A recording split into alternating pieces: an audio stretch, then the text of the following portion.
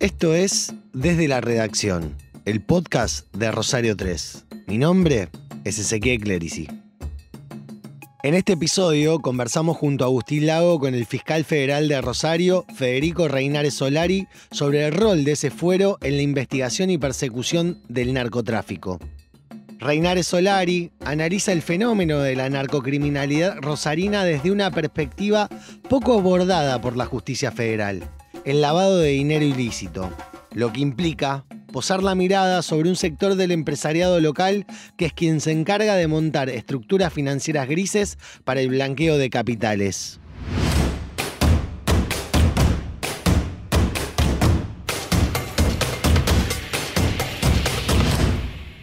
Estamos con el fiscal federal Federico Reinares Solari, actualmente uno de los fiscales que integra la unidad o el área que se encarga de las investigaciones federales por el crimen organizado y delitos complejos. Bueno, en primer término, primero agradecerte. Muchas gracias a ustedes por la invitación y bueno, siempre es interesante tener una oportunidad de contar lo que hacemos. Vamos a empezar por alguno de los temas. Yo lo que voy a hacer es llevar coyuntura. Vamos a ir de un lado para el otro. Lo primero es, quiero que desde tu lugar, de la forma más explicativa y sencilla posible, le cuentes a la gente cómo es investigar el narcotráfico en Rosario, una ciudad que está en agenda mediática nacional, incluso a veces internacional, por la narcocriminalidad que tiene esta ciudad. Bueno, en primer lugar tiene un desafío adicional precisamente por todo esto que lo rodea, porque está en agenda. Es una cuestión que nos miran todo en el buen sentido de la palabra porque hay una necesidad de una respuesta. Hay un fenómeno que se ha expandido muchísimo más de lo que uno hubiese deseado y de lo que uno quizá en algún momento hubiese esperado. Y en ese sentido, nosotros siempre jugamos con la presión, ¿no? Y hay que jugar con la presión de saber que estamos siendo mirados y estamos siendo observados porque hay una profunda necesidad que atraviesa distintos sectores sociales de obtener una respuesta. Y a veces frente a eso, lo difícil y lo complicado es que hay un aspecto de la narcocriminalidad que es el que más daño concreto y tangible causa y por el cual la ciudadanía, y con justa razón, reclama, que es el aspecto violento de las disputas de cómo se dirime el control del territorio, ¿no? Y este aspecto, paradójicamente, es el que el sistema penal, tanto provincial como federal, ha contado en su mayor extensión. Pero paradójicamente hay un caldo de cultivo, un ambiente que posibilita que todo esto suceda, que es lo que no se ha contado tanto, que es cómo se aprovechan los beneficios económicos del narcotráfico, que precisamente uno puede observar que no se aprovechan en los lugares, en los territorios donde se disputa con violencia. Y fundamentalmente porque, claro, todos sabemos cómo se disputa la droga en Rosario, se ha contado. Y hay dolor al respecto, hay familias que han sufrido muchísimo, pero también cómo llega la droga a Rosario y qué pasa con la droga una vez que llega a Rosario. Lo decís con experiencia, porque fuiste uno de los fiscales que logró la condena a Gustavo Shanahan, el ex titular de la terminal portuaria de Rosario, donde se lo condenó por narcotráfico. Sí. Es decir, esto que estás señalando de una forma resumida tiene su eco en investigaciones judiciales de la violencia es una de las caras del narcotráfico, porque necesariamente está la otra, la que necesita lavarle dinero a esas organizaciones para que puedan funcionar y disputarse territorio.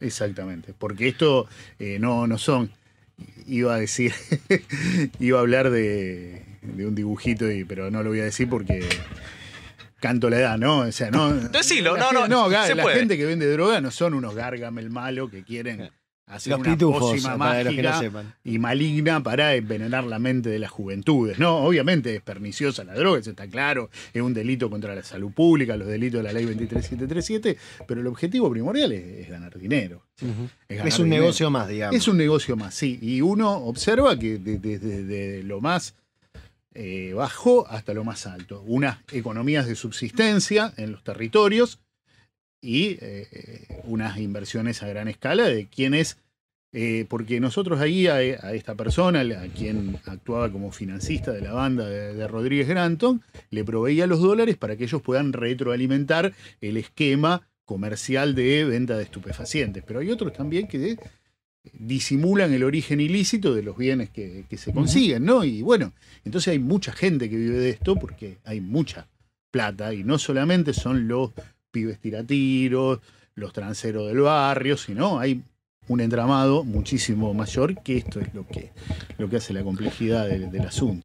Para quien no te conoce, ¿hace cuánto sos fiscal federal de Rosario? Yo soy, me designaron, el decreto de designación tiene fecha el 9 de diciembre del año 2014, o sea, en diciembre de este año va a ser 10 años que soy fiscal, digamos, con papeles. Bueno, anteriormente justo, había actuado de fiscal subrogante, de fiscal adjunto. Justo calza con el nuevo sistema de procedimiento penal en Santa Fe, Sí. donde hubo una descomposición de violencia, donde hubo altos índices vinculados a la violencia, esa otra cara que tiene el narcotráfico.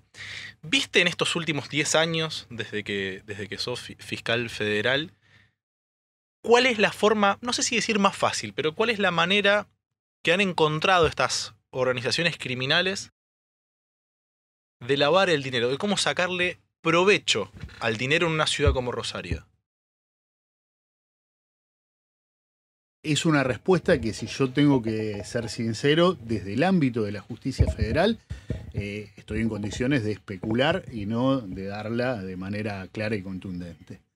Porque ha habido una omisión rayana en la desidia institucional por parte de la justicia federal de no ocuparse del delito de lavado de dinero, ¿no?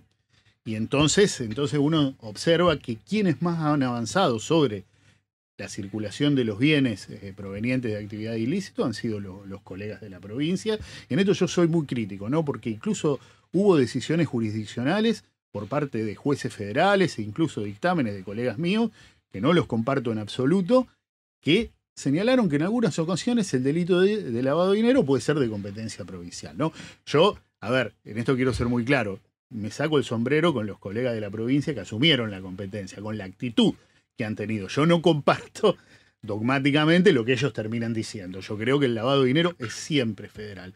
Pero esto que nosotros ahora desde el área de complejo queremos hacer, dar una fuerte señal de decir, no, bueno, el delito de lavado de dinero es siempre federal, la circulación del dinero ilícito es siempre federal, nos hace que nosotros no estemos parados sobre una base de datos suficiente que nos permita dar una política criminal realmente como tendríamos que darlo y dar este tipo de respuesta. Uno puede especular, puede ver que hay un montón de actividades que no parecen responder a una actividad económica más o menos consolidada, ¿no? Pero bueno, está, digamos, o sea, y esto, bueno, porque la primera condena que nosotros tenemos por lavado de dinero proveniente del narcotráfico es la condena que logramos a fines del año pasado a David Delfín Zacarías y su grupo familiar, una persona que había caído detenida en el mes de septiembre del año 2013. El sistema tardó 10 años en gestionar esa causa. Hay otra causa de lavado de dinero, pero no es relevante realmente. Esa fue la primera que hicimos. Entonces yo, para poder decir dónde es con un grado de certeza que algún juez en algún momento dijo esto pasó y pasó de manera cierta, y me tengo que ir a la sentencia de Alvarado, de la provincia, a la sentencia de Los Monos, donde hubo lavado de dinero, y ahí sí se ve que hay un entramado con transportistas, ¿no? Que se repite en causas que nosotros ahora tenemos con Rodríguez Granton, que hay una comunidad en ciertas actividades comerciales que se prestan a eso, pero no son precisamente antecedentes relevantes de la justicia federal, porque todavía no han podido tener, no han podido ser satisfechas con grado de que un juez diga con certeza esto sucedió. Federico, esa lentitud o esa imposibilidad de poder resolver este tipo de delitos con mayor velocidad, pero también o con mayor volumen, ¿es una cuestión exclusivamente de una falta de recursos de ustedes como fiscales y como miembros de la justicia federal? Quiero decir, falta de recursos humanos, falta de apoyo institucional, ¿O tiene otra correlación que puede estar atada, no sé, tal vez a un sistema de juzgamiento que hace que todo sea más lento, que te permite a los abogados defensores estirar los plazos? ¿Con qué estás, digamos, peleando constantemente para agilizar la posibilidad de llevar justicia? Hay un sistema de juzgamiento que se presta a ese tipo de cuestiones y una estructura raquítica, una estructura lenta y burocrática que hace que haya comportamientos institucionales raquíticos y lentos y burocráticos. O sea, la cuestión no es solamente que les falta recursos a la justicia federal en cuanto a hombres y mujeres que puedan impartir justicia y perseguir, eso, sino que es... Sino claramente también hay, es verdad que cuando yo en algunos momentos de mi carrera estuve brevemente en la trinchera de lo que es las viejas fiscalías de instrucción, que hay como una catarata de pequeñas causas por microtráfico que venían y uno no sabía. Pero también hay una decisión institucional y de comportamientos institucionales de priorizar ese tipo de causas y decir, che, esto es un quilombo, ya que los muchachos de la provincia tienen ganas de hacerlo y por ahí que lo hagan ellos. Eso sucedió también, ¿no? Y esto no estoy de alguna manera criticando personalmente a nadie, porque yo de alguna manera soy estructuralista, ¿no? O sea que, y por eso, digamos, es verdad que hay personas que han podido superar las estructuras y por eso las reivindico absolutamente, pero si no, entiendo que la media responde por ahí a lo que son las estructuras y a lo que son los comportamientos habituales. Yo creo que hubo una manera de concebirse de la justicia federal como una justicia de excepción que intervenía en casos muy específicos y que es un aparato conceptual que sirvió hace 30 años. Hasta hace 30 años, 25 ya dejó de ser rentable institucionalmente para la ciudad, porque lo que no se observó es que la situación de la ciudad de Rosario es de excepción. Hoy hay una situación de excepción y después por ahí para otro debate será decir la respuesta que se dio desde el sistema de persecución federal, no solamente la justicia federal, sino las fuerzas policiales y de seguridad, los organismos del Poder Ejecutivo Nacional, los organismos descentralizados, cómo contribuyó a este estado de cosas, ¿no? Si la respuesta que se dio también no introdujo algún elemento que resultó multiplicador de esta situación, ¿no? Porque, a ver, las evidencias nunca están, o sea, uno dice, claro, ¿cómo se va a dar cuenta que va a pasar tal cosa? Y no, sí, claro, las evidencias nunca vienen desnudas, uno las tiene que ir desvistiendo, ¿no? Pero las evidencias estaban de alguna manera presentadas. Si uno observaba el promedio de material estupefaciente secuestrado en el año 2007, año 2008, año 2009, 2010, personas involucradas en causas que aparecían, que no comparecían al juicio porque habían sido víctimas de algún homicidio, y eso iba aumentando, y eso se veía, ¿no? Y eso era claro, y la información estaba. No había institucionalmente una instancia que centralizara eso, que eso será también otra evaluación, decir, ahora, bueno, hay una coordinación, pareciera ser que la Cámara Federal de Apelaciones está de alguna manera intentando dirigir la jurisdicción, pero la información estaba. Estaba, pero nadie la sistematizaba y nadie actuaba a partir de eso. Lo que me surge de eso es la necesidad siempre de que haya liderazgos que puedan establecer estas políticas, porque por lo que vos estás también contando, esa negligencia institucional, como que no se tuvo nunca en cuenta la peligrosidad del caso de Rosario a futuro si se seguía en esa misma lógica. Eso como que faltó. Sí, faltó claramente y esta atomización institucional hacía que decir, bueno, es verdad, esto se está transformando en un gran problema y cuál es la manera de que yo no termine siendo responsable de eso me quedo en mi metro cuadrado. En mi metro cuadrado, entonces, bueno, no, yo me ocupo de las causas que me trajo la policía, nada más, entonces, bueno, y yo las gestiono con mayor o menor éxito, y bueno, veremos, ¿no? Pero esta es mi responsabilidad. Después hay un estado de cosas en el que yo intervengo y en el que me va muy bien, profesionalmente, y gano buena plata, pero bueno, no importa. no es mi responsabilidad, será culpa de los sucesivos ministros de Seguridad, de Justicia, de la provincia, de la Nación, o hasta del intendente de Rosario, pero no de los funcionarios y magistrados de la Procuración General de la Nación ni del Poder Judicial. Que eso sería interesante alguna vez, analizar cuál es la cultura institucional de los jueces, fiscales y funcionarios. ¿Cuánto se sienten interpelados cuando lo escuchan a ustedes en la radio, en la página, o los leen en la página, o leen el diario, y ven todo lo que pasa en la ciudad de Rosario, y cuán interpelados se sienten por eso, y dicen, che, esto me está pasando a mí, ¿no? Yo tengo algo que ver con esto, yo en mi trabajo todos los días puedo quizás hacer algo para influir sobre esto. Sería una encuesta anónima, por supuesto, y preguntárselo cuán interpelados se sienten, porque capaz que le dice, qué sé yo, no sé, eso será un problema de Cocochoni, de Bullrich, no sé, no es mío por ahí, ¿no? Y bueno, sería interesante ver, y sería interesante ver qué piensa la ciudadanía sobre esto. O sea, qué perfil de fiscal, qué perfil de juez se siente más cómodo, y voy a decir una herejía que me van a matar, se siente más representada en la ciudad, ¿no?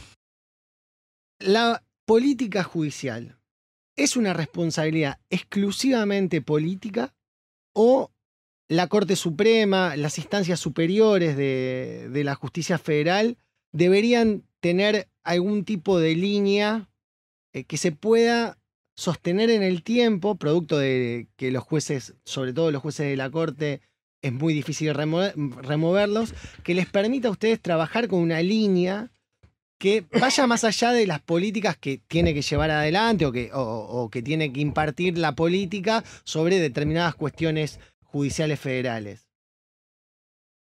Yo creo que tiene que haber una política institucional.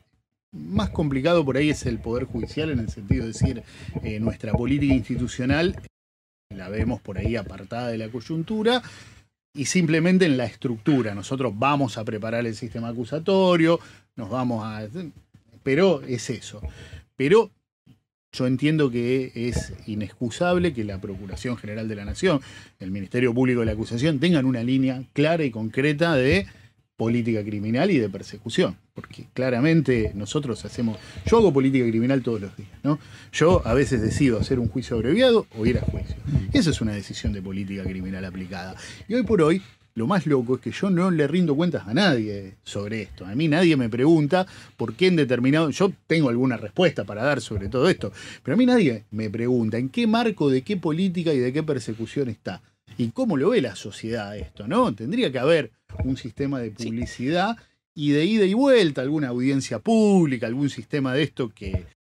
Pero siempre hay que tomar decisiones. La peor decisión es la que no tomás. La que no se... Porque uno, digamos, no tomar una decisión es tomar una decisión también. Claro. La que no se verbaliza expresamente, ¿no? O sea, después todas las decisiones pueden ser discutibles, cuestionables, o sea, pero uno tiene que tomar una decisión, sí. Y también es parte de eso, ¿no? O sea, porque también está esta cuestión de que teóricamente la labor de los jueces y los fiscales es una labor meramente técnica, ¿no? O sea, es como el estacionamiento medido. Vos le ponés tanta plata y tanta cantidad de tiempo y no hay discusión ahí. Es una cuestión meramente técnica. No hay ningún decisionismo ni ninguna direccionalidad en eso. Y no es así. Yo tomo decisiones que... ¿Por qué? Yo en su momento le pedí 18 años a Ariel Máximo Guille Cantero. ¿Por qué no le pedí 19? ¿Por qué no le pedí 15? O sea, es una decisión, ¿no?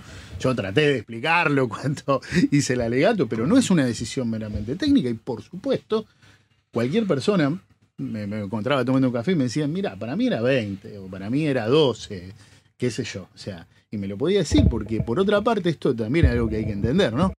Lo dice la Constitución, no lo digo yo, lo dice la Constitución. La Constitución dice que todos los juicios penales tienen que terminarse por jurado.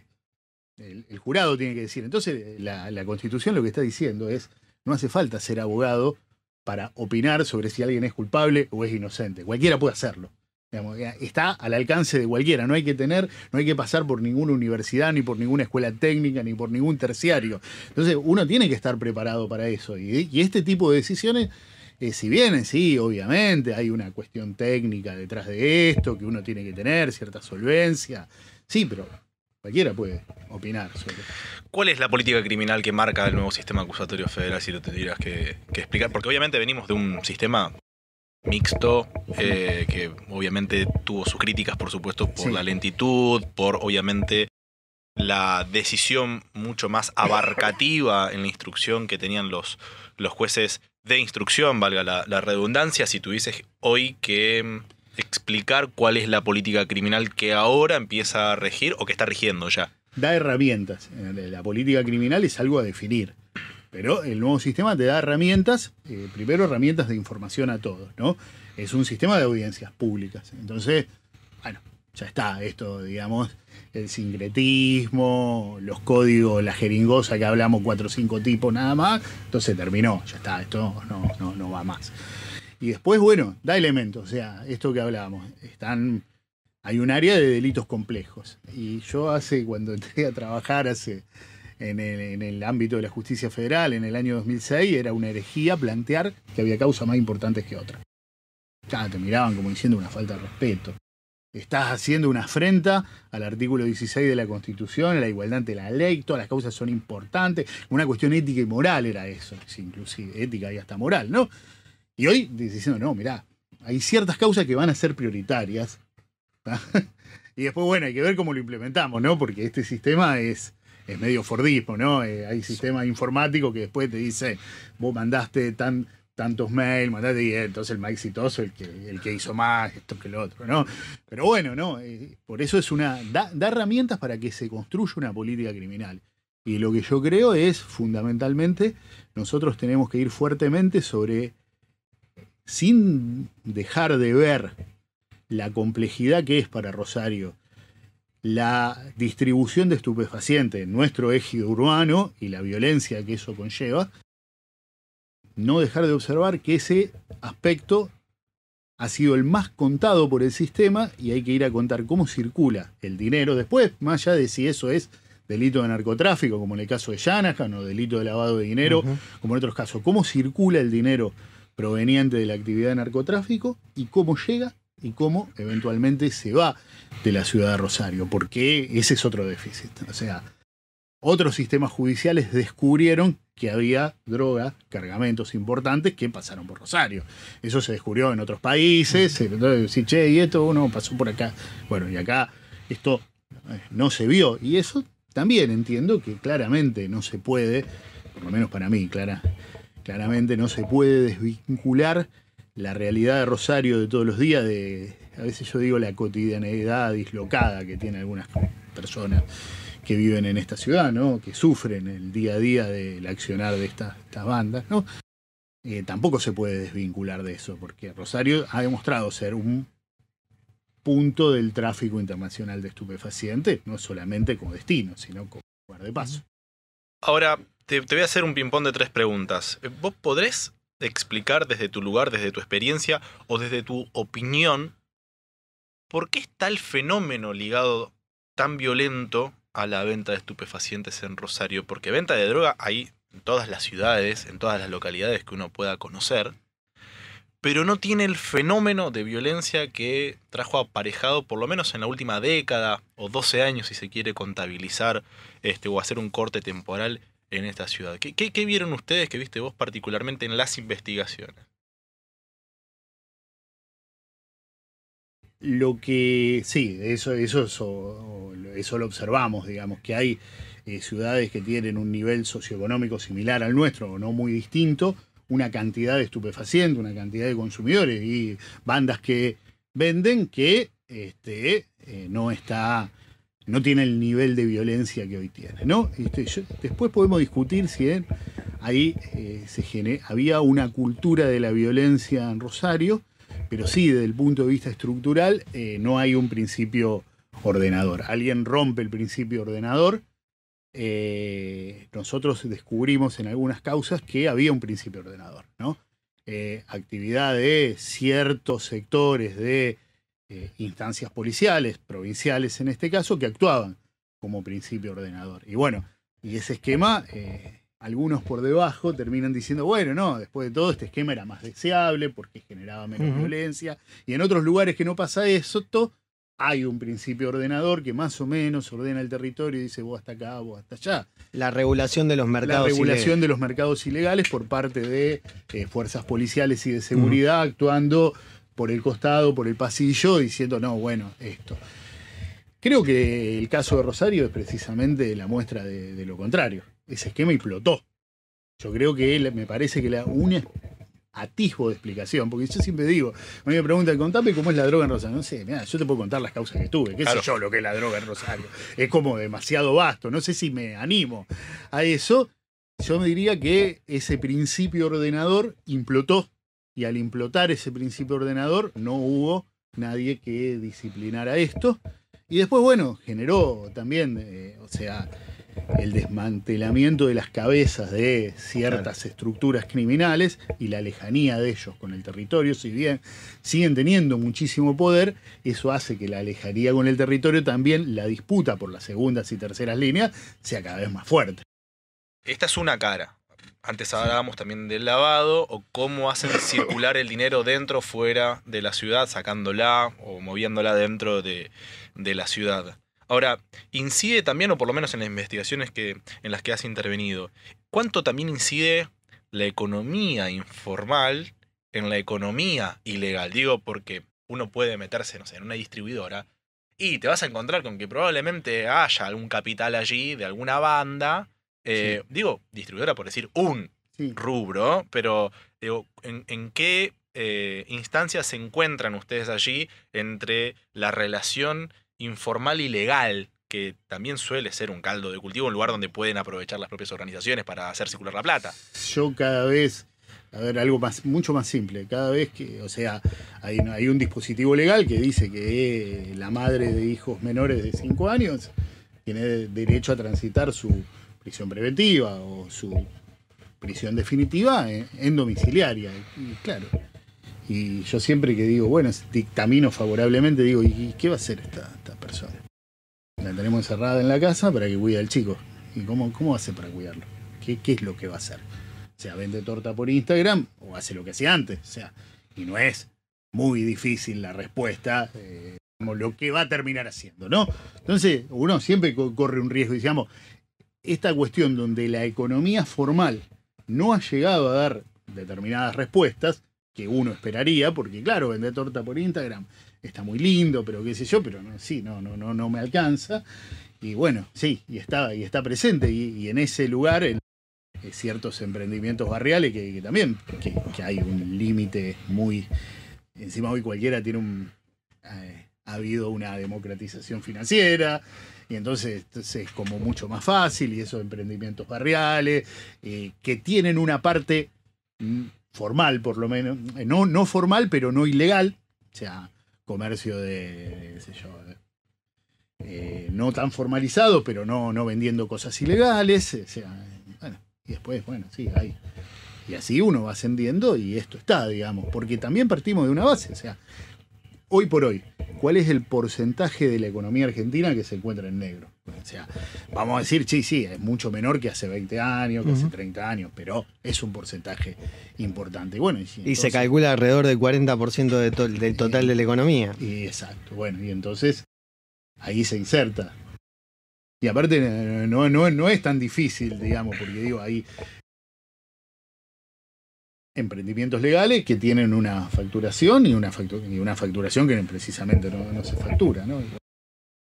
En cuanto al circuito del dinero, hubo un fiscal provincial que hace 2 años y medio dijo una frase que te la consulto a ver si también vos opinás similar o qué punto de vista tenés, de que en Santa Fe es difícil investigar al poder económico o a dirigentes políticos. ¿Coincidís en esto? Digo, desde la parte de investigaciones, ya sea de narcotráfico o de lavado, digo narcotráfico, porque hubo un precandidato a senador al que llegaste a condenar, obtener una condena, era de Casilda, si mal no recuerdo, por narcotráfico también. Sí, siempre es difícil, porque se van a presentar, porque uno también lucha en esto, y hay que ser cierto, y esto hay que decirlo, ¿no? Estamos dando una batalla cultural porque parece que el lavado de dinero es como un delito sin víctima, porque después de todo, o sea, ¿cuál es son personas que no tocaron, no tocó ninguna bochita de cocaína en un pasillo extraño, en algún lugar olvidado de la ciudad. Entonces parece ser, no parece ser tan peligroso. Es una persona que uno se cruza por la calle, está tomando café en un bar lindo. Entonces, bueno, ¿cuál es lo del daño que realiza esta persona, que esto, que lo otro? Bueno, entonces nosotros lo que estamos dando una batalla cultural intentando mostrar el revés de la trama, porque claro, se van a presentar, es como cuando yo trabajaba en las causas persiguiendo, ¿no?, los delitos de lesa humanidad y las personas que resultaban acusadas por esos hechos nos decían, sí, yo tengo una jubilación militar, tengo una casa, yo no me voy a fugar, ¿no? Y sí, claramente, o sea, cosa que cualquier pibe de cualquier barrio no puede demostrar, ¿no? Y generalmente los que lavan el dinero que produce esa actividad en la cual estas personas que causan una gran dañosidad social, porque vamos a ser ciertos, no es que es un pibe que se porta bien, es un pibe que causa daño, causa una dañosidad social, se agarra a tiro con alguno, asesina a alguien que no forma parte del negocio, por ahí. Entonces, bueno, sí causa una dañosidad y esa ganancia es aprovechada por ese otro que aparentemente no tiene nada que ver con eso, pero sí ese otro no viabilizaría las ganancias, esa otra actividad no estaría sucediendo, ¿no? Vos antes en un momento decís, Rosario es parte del comercio, del tráfico ilegal internacional. En Rosario tenemos como una imposibilidad a aceptar ciertas cuestiones de nuestra realidad. Entonces, durante muchos años se creyó que Rosario era la Barcelona de Argentina, ¿no? Entonces se armó toda una cosmovisión alrededor de eso para dejar de lado, tal vez, estas cuestiones que estaban más en lo marginal, en lo lateral. Ahora bien, Rosario, los puertos de Rosario se han transformado en un hub por el cual sale cocaína tanto a Europa como a Asia. Eso está probado en las causas que ustedes vienen investigando. ¿Ves que hay una cuestión también de no poder aceptar ese fenómeno por parte de los actores que tienen que investigar? ¿O también puede ser que se da que las personas que tal vez tienen que investigar, en muchos casos, no digo que tienen relación directa, pero que conocen por ámbitos sociales, por ámbitos de estudio, por ámbitos familiares, a ciertas personas que tal vez están en este negocio más del lavado, que no sería lo dañino, lo que utiliza un arma de fuego, y cuesta también interpretar de que esa persona merece ser juzgada y ser encarcelada de la misma manera que es un chico que vende en un pasillo droga o que maneja un grupo de sicarios.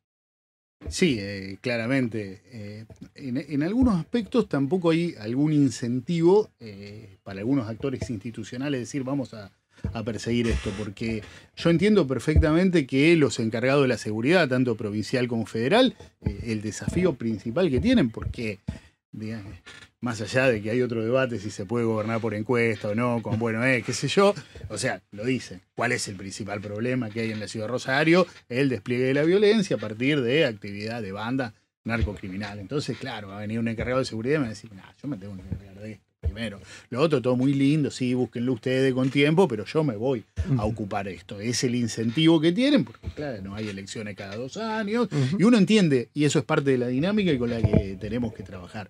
Y sí, y eso está también, ¿no? Y no es lo mismo, hay otro tipo de cuestiones, ¿no? O sea, en algunos fallos, que no importa cuáles, que han estado sentados en el banquillo de los acusados, gente proveniente de sectores que no suelen sentarse en el banquillo de los acusados, a mí me han dicho cosas en el... ¿Está? Y cuando vienen otras personas de otros sectores sociales, no me han dicho nada. O sea, porque quizá, a ver, yo siempre digo, o sea, nosotros nunca nos enteramos, que yo nunca me entero qué piensa la tía, la madre, el amigo, el primo de las personas a las que yo condeno, porque claramente el 99% forma parte de un sector social con el cual yo no interactúo. En cambio, sí, personas de un sector social con el cual yo interactúo, sí. Vinieron y me cuestionaron, me dije, y uno sabe que hay cosas que dicen, no, porque fulano lo conoce a entonces le dijo, bueno, ahí está también, ¿no? Depende de uno. Yo no vine no fui fiscal para ser Roberto Carlos, ¿no? O sea. No, está bueno que lo aclares porque es a veces un tema ese. Le cuesta ¿no? la clase alta quedar expuesta en un delito, ¿no? Y más en sociedades tan pequeñas, perdón, que me meten eso, Sí, ¿no? sí. Digamos, Rosario nos conocemos todos. Sí. Le cuesta y además está también esa consideración de que los delitos económicos es como le cuesta el tránsito del derecho civil al derecho penal, ¿no? Claro. Que en definitiva, claro, es una cuestión civil, es una cuestión de plata, cualquier cosa, arreglamos, qué sé yo, ¿viste? No sé, ¿viste? Es como el pase de tal jugador, que hubo una diferencia, bueno, lo pusimos, ya está, terminó todo. Le cuesta y cuesta interpretar también que ciertos sectores también cometen delitos y actividades que cometen también son delictivas y eso es un defecto del sistema penal, ¿no? Porque el sistema penal ha ido sobre ciertos y determinados hechos y no sobre otros. Claro. Y no sobre otro. Y esto no implica que estos sectores sociales no hayan cometido delito. Y sí, le va a costar porque nunca estuvieron sentados en el banquillo de los acusados. ¿Quién iba a pensar que, no es el único Gustavo Shanahan, persona que tiene en cuevas, por decir ese concepto, que ha estado cuestionado en los últimos tiempos, ¿no? Pero esto en el 2018, 2017, 2016... Y no sé si se figuraban de alguna manera. Yo en una asociación ilícita tributaria, una usina de facturas trucha, teníamos una escucha telefónica que una de las intervinientes estaba como preocupada, diciendo, che, no, esto que estamos haciendo no es legal. Y el otro, el que era el jefe de uno de los sectores, le dice, mirá, yo hace 10 años que hago esto y nunca me pasó nada, quédate tranquila. Bueno, pero nunca pasó nada. Tal vez en esta charla mencionamos 2, 3, 4 veces el apellido de Shanahan por lo emblemático Sí. de su apellido y por la condena emblemática que también recibió. Pero en el caso de Shanahan, por ejemplo, había puesto, corregime cualquier cosa si me equivoco, había puesto hasta incluso un lugar tipo oficina para hacer las operaciones con personas que vendían estupefacientes, que iban a comprar a un precio un poco más alto que la cotización del dólar blue, porque se sabía en esa oficina que ese dinero en efectivo con el que se iba a comprar ese dólar blue inflado era proveniente del narcotráfico. Ahora, ¿fue torpeza o creyeron efectivamente que jamás la justicia iba a posar la mira, como se dicen ellos? Porque es difícil pensar que uno pueda actuar con este tipo de accionar y pensar que nunca alguien va a mirar ese accionar. Pensaban que podía haber muchos cortafuegos. Es decir, a ver, ¿cómo me van a venir en una causa de narcotráfico, no? O sea, si yo no toco la droga. Sí, digo, ese como el de recién que decís, sí, hace 10 años hago esto y no me pasó nada. Y esto es cierto, ¿no? O sea, no es una mala interpretación, ¿no? O sea, basta ver nada más las estadísticas desde que se creó el nuevo sistema en la provincia, qué cantidad de delitos económicos fueron llevados a por lo menos audiencias imputativas y el viejo esquema de los juzgados de instrucción, cuántos delitos económicos, más allá de las estafas de los que decían ser recolectores de residuos y en realidad no eran, se llevaban en ese sistema también, ¿no? O sea, esto es cierto, no ha habido una cultura de persecución de delitos económicos, ¿no? Y también sí está, y ahí nosotros creíamos, y lo dijimos en el alegato, que el parapeto que tenían era más que nada una cuestión comercial con el resto de los clientes, que no eran parte de la red de narcotráfico. Es decir, no, bueno, en Calle España y Rioja atendemos a todos. Y los que vienen de parte de los mutantes, que así lo llamaban, lo atendemos en otra oficina. No sea cosa que alguien que viene de España y Rioja se cruce con los chicos que mandó Rodríguez Granton. Entonces, nosotros lo veíamos más que nada como una cuestión de imagen comercial hacia otros clientes y no tanto una protección frente a una eventual imputación, sino también que, de hecho, ese fue uno de los ejes de su defensa. Esto, en su caso, lo habrá hecho la persona que estaba a cargo de aquella suboficina y yo, como confiaba en él, miren, yo me voy a imaginar que me iba a traer a los pibes de Villa Banana. Un comentario que pasó cuando tuvo lugar esta causa. Bueno, pero ¿quién al que va a comprar dólar blue le piden de dónde trajiste la plata? Digo, esta defensa que se puede esbozar en un caso, aunque el dolo parece estar más probado, ¿no? Sí. Por una oficina y escuchas. Claro. Bueno, el juicio es un poco un juego de roles, en el cual hay que negarlo, Benjamín. Eso es, por lo menos hasta que termine el juicio, ¿no?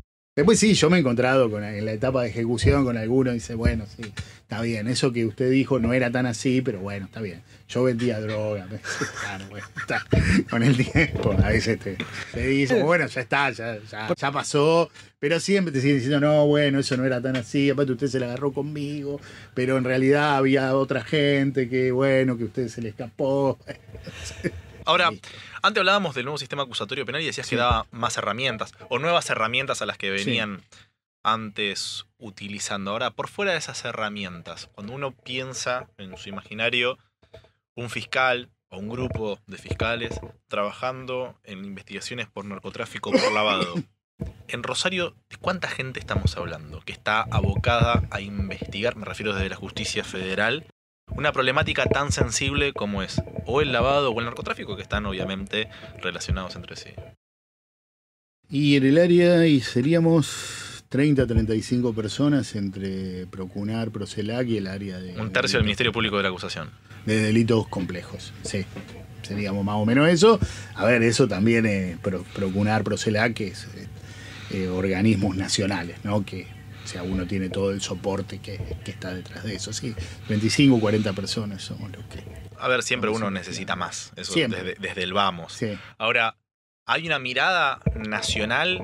Pregunto y rige también para hoy, la actualidad. ¿Hay una mirada de, che, vamos a darle una atención especial a Rosario, como antes definiste, que está hace años en un estado de excepción? Digo, también desde la justicia miran lo que hay que hacer de forma excepcional para dotar de determinados recursos, no únicamente humanos, para esclarecer estos hechos. Yo lo que veo son espasmos de vez en cuando, decir, uy, tal lío en Rosario, vamos y damos tales cuestiones, ¿no? O sea, hoy tal lío en Rosario, bueno, metemos la delegación de la UIF, pero no veo la verdadera planificación que se tendría que estar haciendo respecto a esto, ¿no? Cortoplacismo, digamos, en algunas cosas. Sí, en algunas cosas sí. Cortoplacismo, sí. O sea, a ver, yo no veo una... A ver,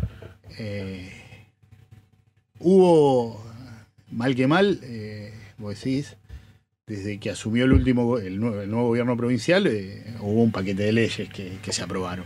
Puede gustar o no, pero eso es un plan. Uh-huh.